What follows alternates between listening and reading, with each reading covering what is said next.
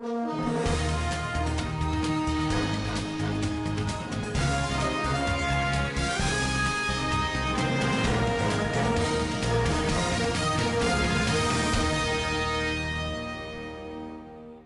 killed 28 people in Zamfara State. Governor Matawale calls for calm and commiserate with victims of attack. Masari warns health workers against diversion of drugs. On business, monthly foreign exchange flow rose to $9.84 billion. On sport, Rashford expected to start against Liverpool. And on the international scene, eco crisis deepens as Nigeria and other English-speaking countries condemn French-speaking counterparts.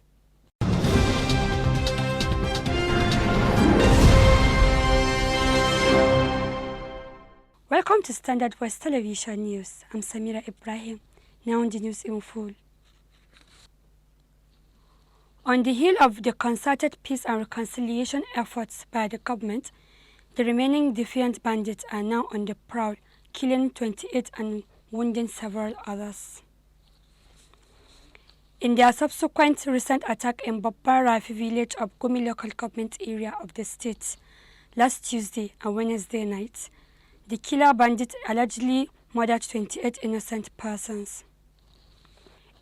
A community member of the village who confided in this medium said large group of bandits besieged the village last Tuesday night and surrounded the unsuspecting community and began a house-to-house search, maiming and killing of the occupants. He said in the operation, the bandits killed 21 on that night, in complete absence of any help from the military or the police. As the bodies of the victims were buried the following Wednesday, members of the brave community never suspect that another danger was looming. The source narrates that in the late night of that Wednesday, when people were in deep mourning over the loss of the 21 killed, the killer bandit suddenly reappeared and once again surrounded the community, killing 7 in the operation. He said several households of the community fled the village for safety, regretting that despite the ongoing peace and reconciliation being run by the government, some unrepentant bandits are still attacking and killing innocent people dwelling in the remote areas of the state. The spokesman of the State Police Command, CP Shehu Muhammad, confirmed that according to available record, 13 persons were confirmed dead in the attack. Governor Bello Muhammad Matawale has commiserated with the families of bandit attack in Gumi and Zurmi local government areas of the state and calls for calm as perpetrators are on pursuit by combined security operatives.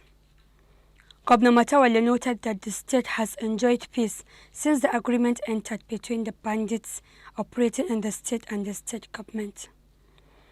However, of recent, there are recorded cases of incursion of bandits from outside the state, which reminds the world of the dark days the state was flung into in the past.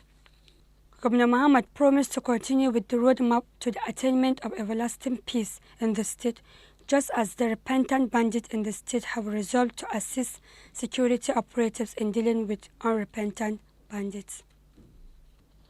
Meanwhile, the State Police Command has reacted to the recent bandit attacks on Babbar Rafi village in Gumi local government area of Zamfara State.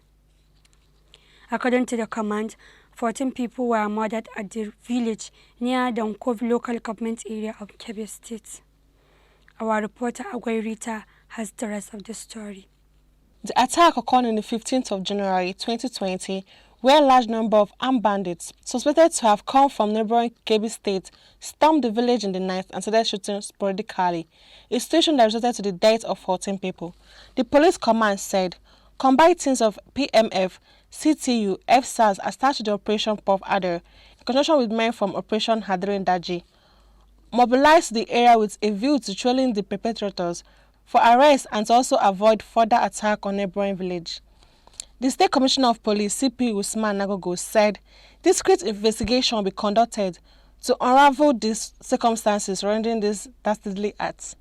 It may be recalled that Zamfara State is undergoing peaceful dialogue with local militias group, Yansaki, armed bandits and other warring groups, a development that led to the returns of peace and stability in the state and its environs. However, the command said, despite the peace development recorded, the command, in collaboration with other security agencies, are aware of some recalcitrant bandits who refuse to toe the lines of peace. Such recalcitrants are being dealt with by security agents' actions in collaboration with the repentant bandits. The Commissioner of Police condoles the family of the deceased and assures that the command will arrest the perpetrators of this bizarre crime so as to face the full words of the law. Agwarita reporting for Svtv News. In a related development, President Muhammad Buhari received in audience the Zamfara State Governor, Dr. Bello Muhammad Matawallan Maradon, at the Presidential Villa, Abuja. President Muhammad Buhari urged the governor to maintain the tempo and pay more attention to the fight against insecurity in his state. I come to see him and to update him about the huge successes that recorded by the Nigerian security in terms of wiping out some of the bandits in all the areas in Zamfara state. You know the narration that used to come out from the state, but thank be to God that today the narration has completely changed. Before you hear banditry activities every day, killings, kidnappings, but today nothing coming from Zamfara as such. So we thank him for all the support that given to Zamfara state people. Mr. President is very happy with the action that I have been taken, and he pressed me very well, and he said I have to keep on what I'm doing to the good people of Zamfara state. We have been talking with so many investors in Nigeria and outside the country, particularly in Russia, China, and Dubai. And some of them all are coming by February. We see a lot of investors that will come to my state to invest. The Zamfara state government says it will not entertain any bill that does not contain proper working drawing. The Commissioner of Works and Transport, Builder Ibrahim Isa Mayana, who made the revelation while inspecting Mada Wonaka Ruan Ore Road, which is under construction, says it became necessary for his ministry to take such action in order to ensure no project escaped contract agreement. The Commissioner further directs the constructing company, Syndicate Construction, and Commercial Company to wake up from sleeping in order to meet the specified completion period of the project. He, however, urges them to double up the speed of work to allow the people of the area start enjoying the road before the commencement of rainy season. Builder Mayana, therefore, calls on contractors to always abide by the directives of the ministry's engineers to avoid unnecessary problems. The Commissioner was with his Permanent Secretary, Alhaji Yakubu Muhammad Svtv, Director Civil Engineering Yusuf Galadima, Site Engineer, Engineer Bashir Galadima, and members of the press.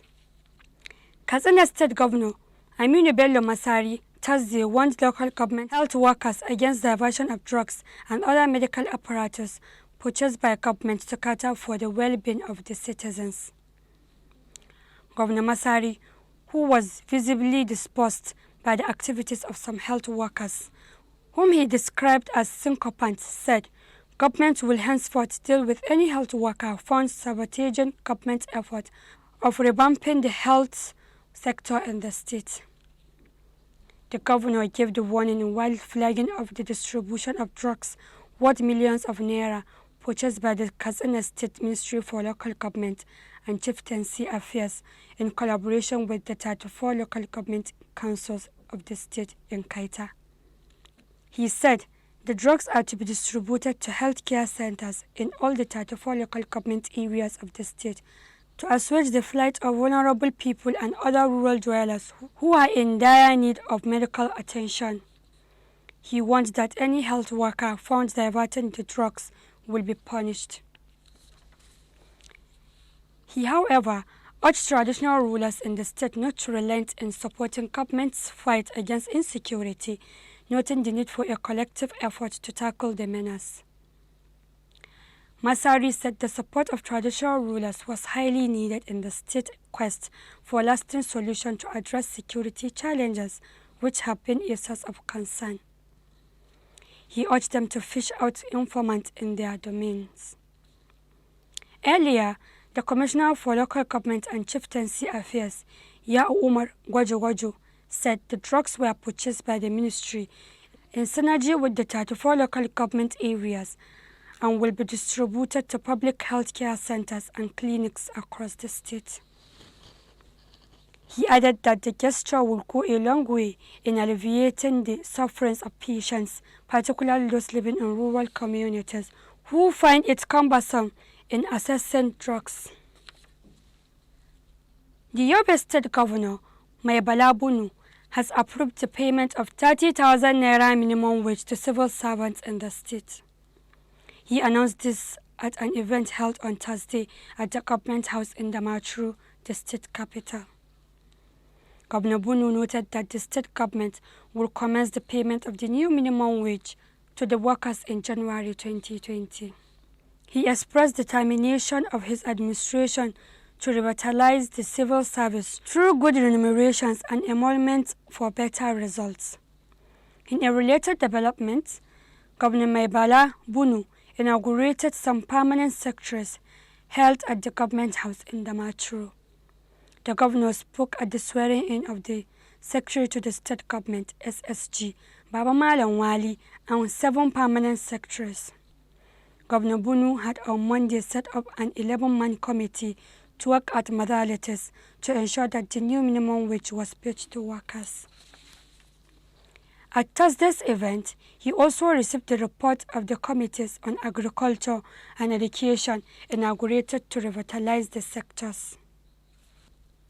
The immediate former treasurer of the Katsina State Council of the Nigerian Union of Journalists, NUJ, Umar Isiaku Ogunse, has congratulated Bishir Labaran Albaba, who has been sworn in as the treasurer of the council.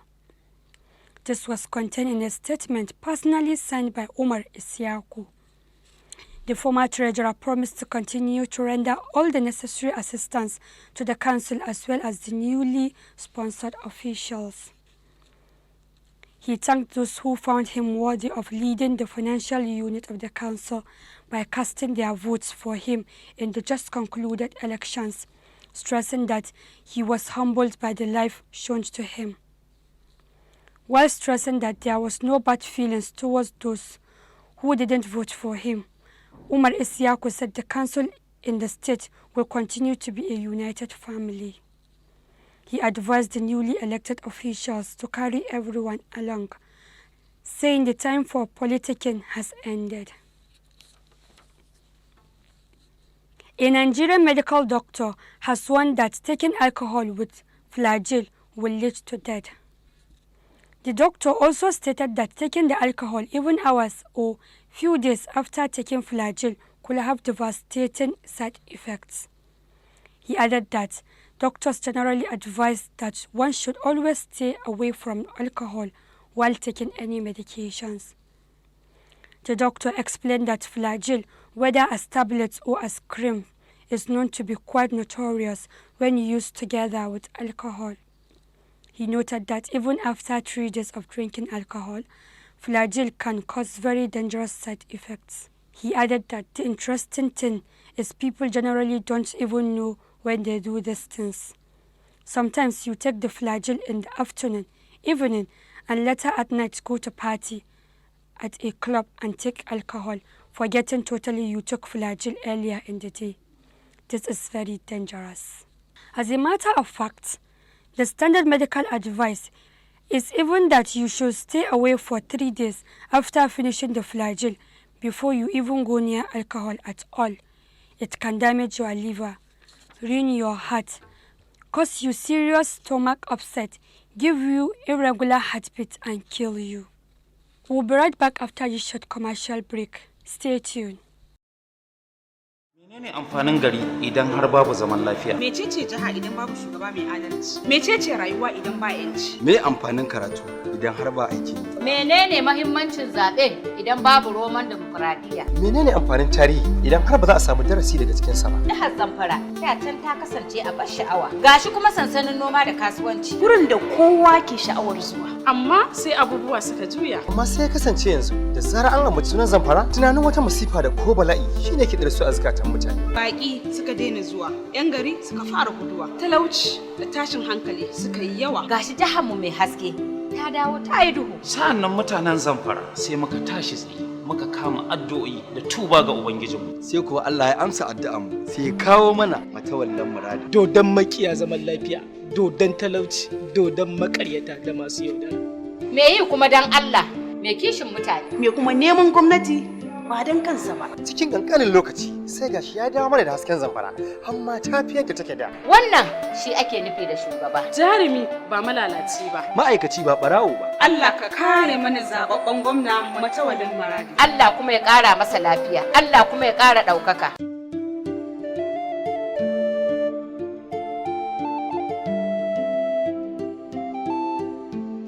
Wannan saƙo ne daga gwamnatin jihar Zamfara ƙarƙashin jagorancin Bello Muhammad Matsawallan Maradun MON kuma bardan ƙasar Hausa. Welcome back on Business. Sumaya is on the line.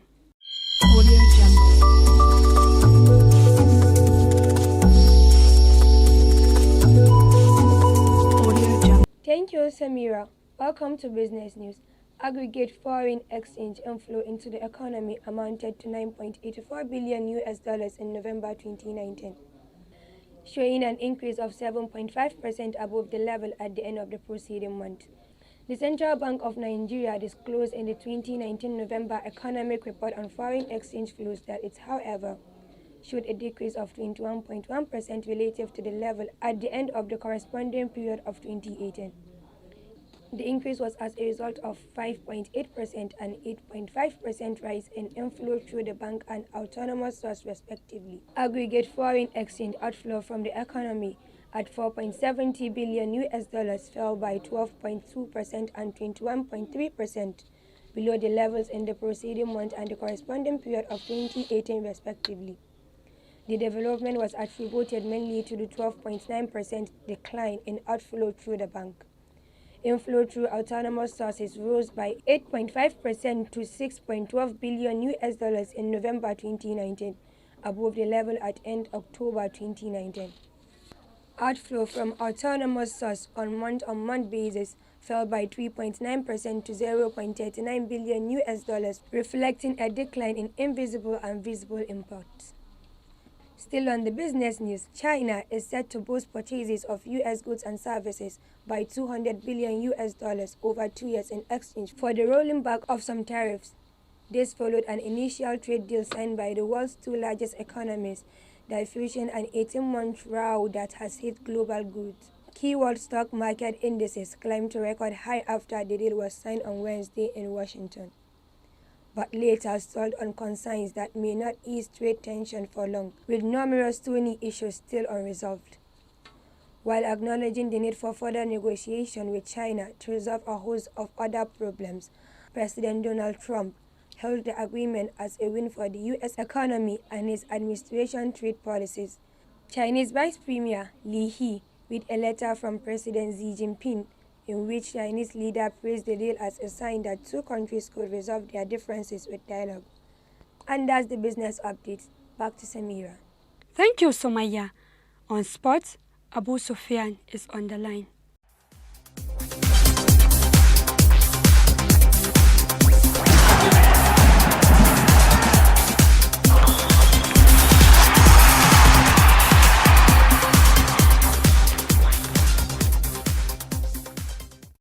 Thank you, Samira Ibrahim. My name is Abu Sufyan Abubakar, and as usual, I bring the sports updates. Africa's richest man, Alhaji Aliko Dangote, has reinstated his desire to buy London-based football club Arsenal FC. Dangote, who has always been an Arsenal fan, had made several attempts in recent years to buy large shares in the football club, but all efforts were proven abortive as then largest share investor Stam Kroenke was not ready to sell. Lately, a lot has changed in the club's administrative structure and the club could be available for purchase for the Nigerian.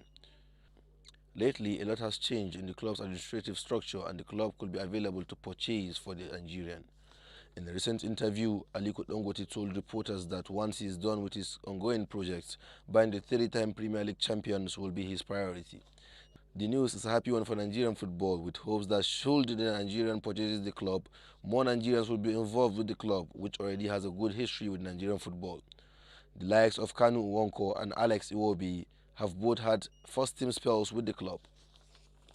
And still on the English Premier League, news from Manchester are suggesting that injured Marcus Rashford could be fit to start against Liverpool at Anfield on Sunday.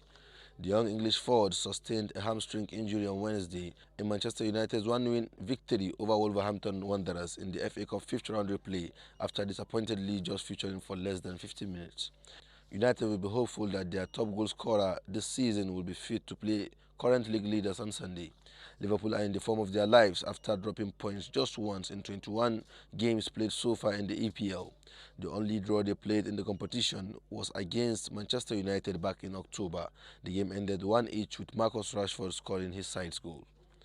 In another EPL game to be played this weekend between Arsenal and Sheffield United at the Emirates Stadium, Arsenal boss Mikel Arteta has confirmed that the club's first-choice left-back, Said Kolasinac, will miss the clash. Also, club captain Pierre-Emerick Aubameyang will miss the game as he serves a 3-match ban after his dangerous tackle on Crystal Palace's Max Meyer during the drawn clash between the teams last weekend.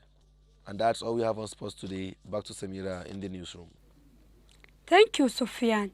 And on the international scene,